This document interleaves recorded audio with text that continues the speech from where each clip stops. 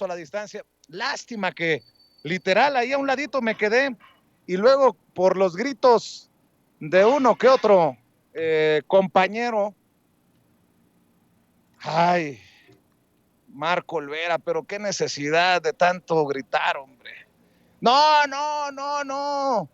A pesar de que el presidente ya había dado la lista 1, 2, creo que me había tocado el 2 para mañana. No, lista no, presidente. Bueno, pues los gritos de Marco Olvera llevaron al presidente a decir que para mañana no hay lista. Pero bueno, seguiremos insistiendo porque creo que los temas son importantes después de la cobertura que realizamos por allá en San Antonio, Texas. Desde acá, mi querido Toño, te mando un abrazo. ¿Cómo estás?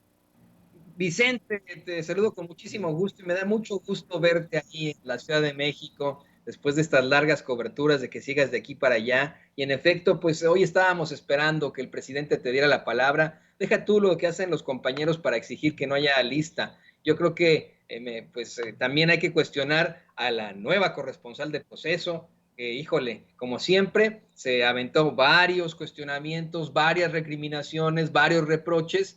Obviamente sin respetar el tiempo de los demás y el tiempo de los compañeros. Mira, yo quiero insistir con eso, el trabajo del corresponsal, el trabajo del periodista es buscar información y plantear esa información, hacer lo posible para que el entrevistado, la persona en una conferencia de prensa dé a conocer una serie de datos. Ese es el trabajo, esa es la finalidad. Pero también existe algo que se llama ética periodística, el respeto por los demás compañeros y la inteligencia suficiente para en 2 o 3 planteamientos incluso poder hacer cualquier tipo de cuestionamientos que necesitemos.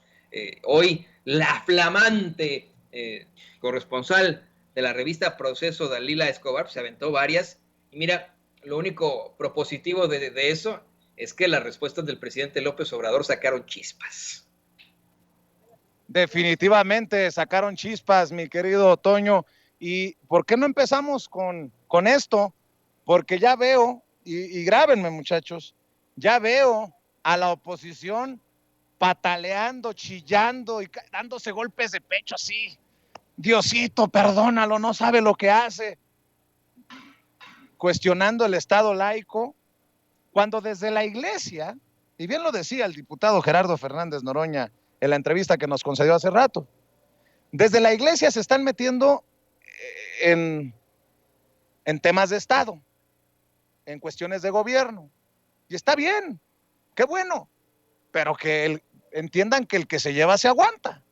Hoy el presidente le pidió al equipo de comunicación social que proyectara este fragmento de una entrevista del Papa Francisco con un medio argentino.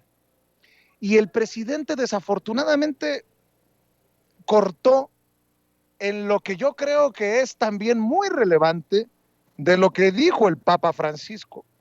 De hecho, voy a rescatar esto que va a ser solo audio por respeto al trabajo de nuestros colegas argentinos.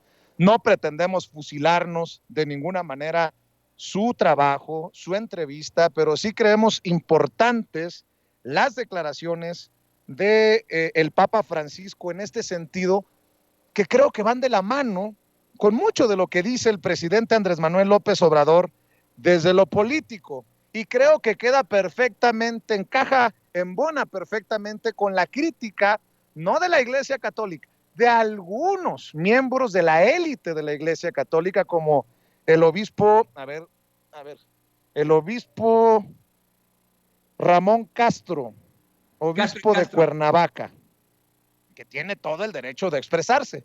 Bueno, pues en este extracto que le voy a pedir a Ceci que nos proyecte solo audio, el Papa Francisco habla del sueño de San Martín y Bolívar contra los imperialismos. 4 posicionamientos políticos. La naturaleza no perdona, los jóvenes deben participar más en política, crítica a los medios de comunicación y la verdadera realidad se ve desde la periferia. Porque creo que con el drama migrante y la muerte de los hermanos y hermanas en San Antonio, Texas, es válido preguntarle al presidente una reflexión vista desde la periferia, desde ese Cerro Verde en Oaxaca, desde ese pueblo en Guanajuato, precisamente desde donde se ve la realidad, en donde sí está llegando la cuarta transformación, pero en donde todavía hay gran necesidad como para que alguien diga, me voy para el norte, porque no alcanza con lo que tenemos, en donde cocinan con fogón, en donde no hay electricidad. Esto es lo que dice en esa también entrevista con un medio argentino el Papa Francisco. A ver si le encuentra sentido con lo que habla, expone el presidente Andrés Manuel López Obrador diariamente desde la mañanera. Y Latinoamérica a partir de los últimos años empieza a mostrar también una salida distinta, digamos, una salida no neoliberal, sino justamente la construcción de un proyecto de sociedad mucho más inclusivo, ¿no? ¿Cómo ve a Latinoamérica como región? Latinoamérica todavía está en ese camino lento de lucha del sueño de San Martín y Bolívar, ¿no? Que es el sueño de la unidad latinoamericana, con los valores latinoamericanos. Y por supuesto, siempre fue víctima y será víctima hasta que no se termine de liberar de imperialismos explotadores, ¿no? Eso todos los países lo tienen, ¿no? No quiero mencionar porque son tan obvios que todo el mundo los ve, ¿no? Y el sueño de San Martín y Bolívar es una profecía, ¿eh? Ese encuentro de todo el pueblo latinoamericano, más allá de la ideología, con la soberanía de los pueblos, ¿no? Y esto es lo que hay que trabajar para lograr la unidad latinoamericana en este sentido, donde cada pueblo se sienta sí mismo con identidad y a la vez necesitado de la identidad del otro, ¿no? Y no es fácil. Ahí hay 4 principios políticos que a mí me ayudan, no solo para esto, sino incluso para resolver cosas de iglesia. 4 principios que son filosóficos o políticos o sociales, lo que vos quieras. Los voy a mencionar. La realidad es superior a la idea. O sea, cuando te vas por los idealismos perdiste la realidad, tocar la realidad. El todo es superior a la parte. Buscar siempre la unidad del todo. La unidad es superior al conflicto. Cuando vos privilegiás los conflictos, dañás la unidad. Y el tiempo es superior al espacio. Fíjate que los imperialismos buscan ocupar espacios.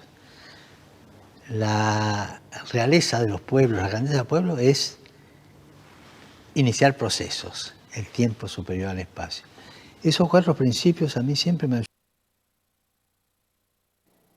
Bueno, pues ahí están los dichos del Papa Francisco que me parecen muy interesantes